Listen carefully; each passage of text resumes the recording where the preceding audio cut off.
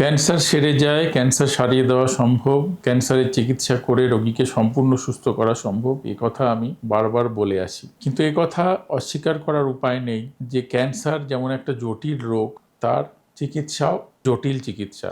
অর্থাৎ এই চিকিৎসায় সময় অনেকটাই লাগে এবং তার রোগীর ক্যান্সারের জন্য এবং চিকিৎসার জন্য অনেক ধরনের শারীরিক এবং মানসিক অসুবিধার সম্মুখীন হতে হয় এবং সেখান থেকে ওভারকাম করতে হয়। মূল সমস্যা অবশ্যই ক্যান্সার রোগীর নিজেকে সামলাতে হয়, শারীরিক যন্ত্রণা, মানসিক যন্ত্রণা এবং একটা লম্বা ক্যান্সার জার্নি, যেটা ক্যান্সারের যে লম্বা যুদ্ধ, সেই যুদ্ধ করার মতো শারীরিক এবং মানসিক ক্ষমতা তাকে রাখতে হয়। কিন্তু অনেক সময় আমরা সেই রোগীর আশেপাশে যারা রয়েছেন, যারা ক্যান্সার রোগীর কেয়ার গিভার, এবং আমার এই প্র্যাকটিসে, এই এত বছরের প্র্যাকটিসে আমি দেখে এসেছি ক্যান্সার রোগীর কেয়ার গিভার কিন্তু একজন বা দুজনই হন।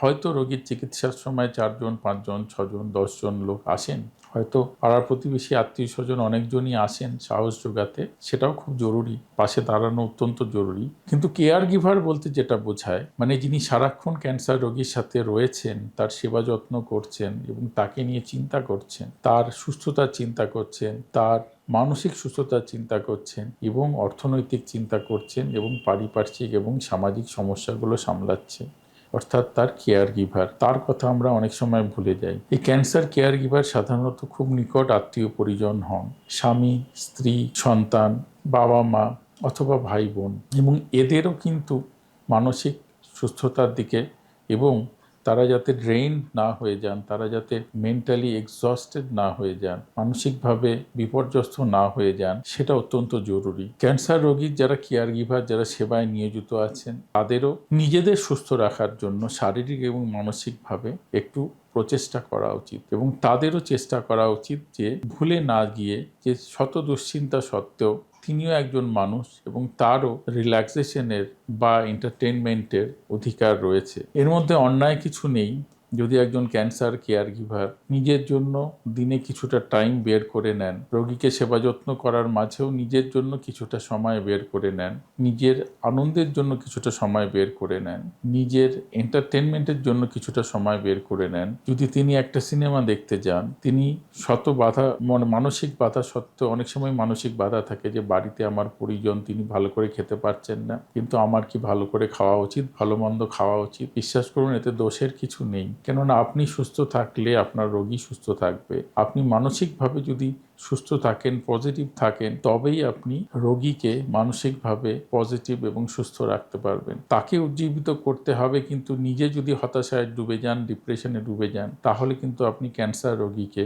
মানসিকভাবে না শারীরিকভাবে সুস্থ রাখতে পারবেন। আসল যুদ্ধটা কিন্তু ক্যান্সার কেয়ার গিভারকেই যুদ্ধটা করতে হয়। ডাক্তাররা, নার্সরা, হাসপাতাল, হেলথ কেয়ার ওয়ার্কাররা তার যুদ্ধে তাকে সাহায্য করে, কিন্তু আসল যুদ্ধ ক্যান্সার রোগী এবং ক্যান্সার রোগীর বাড়ির লোক। কাজেই যারা ক্যান্সার রোগীর সেবা যত্ন করছেন, তারাও মানসিকভাবে প্রস্তুত হন, তারাও চেষ্টা করুন নিজেদের সুস্থ রাখার। নিজেদের সুস্থ রাখার মধ্যে আমি বলতে চাইছি শারীরিকভাবে এবং মানসিকভাবে। তারা চেষ্টা করুন হেলদি খাবার দাবার খাওয়ার, তারা চেষ্টা করুন এক্সারসাইজ করার। আমার অনেক রোগী এরম আসেন এবং তার বাড়ির লোক আসেন, এখন ধরুন বহু বছরের যাতায়াতের ফলে 5 বছর, 6 বছর, 10 বছর তাদের সাথে একটা সখ্য, একটা বন্ধুত্ব গড়ে ওঠে এবং দেখা যায় যে ক্যান্সার রোগী সেবা করতে করতে তার পরিজন তার নিজের শরীরের যত্ন করেন, বিভিন্ন ধরনের নানান ধরনের অসুখে তারা ভুগছেন। হয়তো তিনি রোজ সকালবেলা মর্নিং ওয়াক করতেন, কিন্তু ক্যান্সার রোগীর সেবা করতে গিয়ে তার নিজের শারীরিক পরিশ্রম, কসরত এগুলো সব বন্ধ হয়ে গিয়েছে। তিনি হয়তো একটা হেলদি ডায়েট ফলো করতেন, কিন্তু রোগীর সেবা করতে গিয়ে যখন যা পারছেন কোনো রকমে খেয়ে নিচ্ছেন, তার খাওয়ার কোনো যত্ন নেই, তার শরীরের কোনো যত্ন নেই, তার কোনো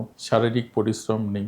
মানসিকভাবে তিনি হয়তো বেড়াতে যেতে ভালোবাসতেন, তিনি হয়তো সিনেমা দেখতে ভালোবাসতেন, তিনি হয়তো থিয়েটার দেখতে ভালোবাসতেন, তিনি হয়তো একটা ভালো বই পড়তে ভালোবাসতেন, কিন্তু রোগীর সেবা করতে গিয়ে তার সমস্ত শখ আহ্লাদ বিসর্জন দিতে হয়েছে। এর ফলে কিন্তু রোগীর কেয়ার গিভার শারীরিকভাবে এবং মানসিকভাবে অসুস্থ হয়ে পড়েন। যুদ্ধটা জয় করতে হবে। যুদ্ধ জয় করার জন্য যারা যুদ্ধের সৈনিক, তাদের পুষ্টির প্রয়োজন রয়েছে, শারীরিক এবং মানসিক পুষ্টির প্রয়োজন রয়েছে। কাজেই তারও উচিত নিজের শরীরের যত্ন নেওয়া, সময় মতো খাওয়া দাওয়া করা, যতটা পারা যায় তার মধ্যে নিজের ঘুমটা, যেটা অত্যন্ত বিঘ্নিত হয় কেয়ার গিভারদের জন্য, রাত জাগতে হয়, অনেক অনেক সময় তারা যেন অন্য সময় সে ঘুমটা পুষিয়ে নেওয়ার চেষ্টা করেন এবং দায়িত্ব বন্টন করার চেষ্টা করেন যদি সুবিধে থাকে। 2 জন বা 3 জনের মধ্যে দায়িত্ব বন্টন করার চেষ্টা করেন। অনেক সময় এমন হয় পরিজনদের মনে হয় যে তারা আঁকড়ে ধরেন, মনে হয় যে এই কাজটা যদি আমি না করে অন্য কাউকে দিই তাহলে হয়তো সেটা ভালোভাবে হবে না। সেটা আমি অনেক স্ত্রীদের মধ্যে দেখেছি, মহিলাদের মধ্যে দেখেছি, তারা নিজেদের স্বামীর জন্য এরকমটা অনেক সময় করেন বা সন্তানরা বাবা মায়ের জন্য করে, বাবা মা সন্তানদের জন্য করে।